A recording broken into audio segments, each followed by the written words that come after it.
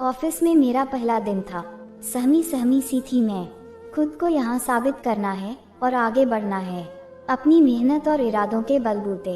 इतने में ही office boy आया और कहने लगा, सर ने आपको ऑफिस में बुलाया है।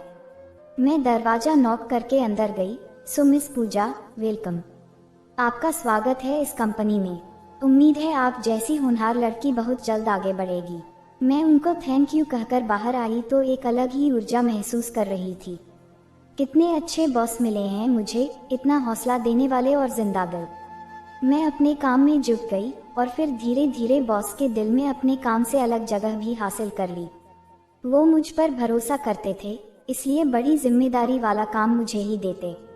उनके साथ काम करते करते कब मैं उनके इतने करीब आ गई, खुद में भी नहीं जान पाई। आजकल ना जाने क्या हो गया था मुझे। वो बोलते रहते और मैं बस उनको देखती रह जाती। गुड लुकिंग तो वो थे ही, हम उम्र भी थे।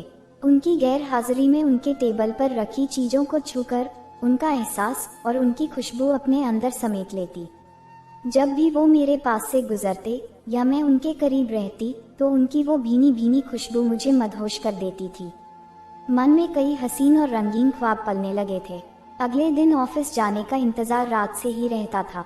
खुद को कई बार आईने में निहारती और फिर यही सोचती कि उनको तो मैं पसंद ही हूँ, लेकिन पता नहीं अब तक उन्होंने मुझे प्रपोज क्यों नहीं किया।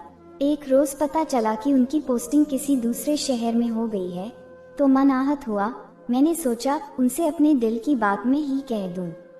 ये सोचकर मैं जैसे ही उनके कैबिन में गई तो वहाँ उनके साथ कोई और भी था। उन्होंने कहा कि आ जाओ पूजा, सब अपने ही हैं, कोई पराया नहीं है। फिर उन्होंने मेरा परिचय करवाया। गीता, यही है पूजा जिनकी तारीफों के पुल मैं अक्सर तुम्हारे सामने बांधता था और तुम कहती थी कभी मिलवाओ भी अपनी पूजा से। यह सुन मैं शर्म से लाल हो गई। दिल की धड़कनें तेज थीं क्योंकि मुझे लगा कि राकेश सर भी मेरे बारे में वही सोचते हैं जो मैं सोचती हूँ, तभी तो सबको बता रखा है। अरे पूजा, कहाँ खो गई? तुम्हारा तो परिचय करवा दिया पर तुम भी इनसे मिल लो। ये है गीता, मेरी मंगेतर, मेरी जान। ये सुनते ही मेरे होश उड़ गए। ऐसा कैसे हो सकता है? मुझे प्यार के ख्वाब दिखाकर किसी और के साथ। अरे तुम फिर खो गई कहीं। क्या बात है पूजा, तुम ठीक तो हो ना?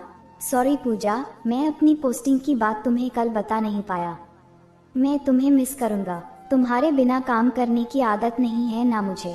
तुम जैसी होनहार लड़की और कॉलीग मिलना मुश्किल है। मैं तुम्हें बहुत एडमायर करता हूँ, यकीन ना हो तो गीता से पूछ लो। राकेश सर बोलते जा रहे थे और मैं किसी तरह अपने आंसू रोकने की कोशिश में थी।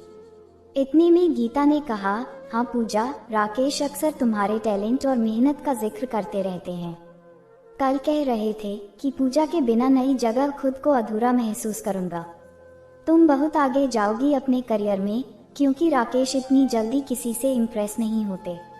मैंने उन दोनों को शुभकामनाएं दी और घर आकर खूब रोई। रोने के बाद जब मन का सारा कड़वापन धुल गया तब सब कुछ साफ नजर आया। सच तो है, सर ने तो हमेशा मेरा हौसला बढ़ाया था। मेरे काम और करियर से जुड़ी ही बातें करते थे वो तो। मैं ही थी जो उनकी तरफ खींचती गई और उनके बड़प्पन को गलत नजरिए से देखने लगी। कितना साफ दिल है उनका। अपनी मंगेतर के सामने भी कितनी सफाई से मेरे हुनर को सराह रहे थे। और गीता भी उतनी ही साफ दिल की है जो बिना किसी परेशानी के मुझे ही हौसला दे रही थी।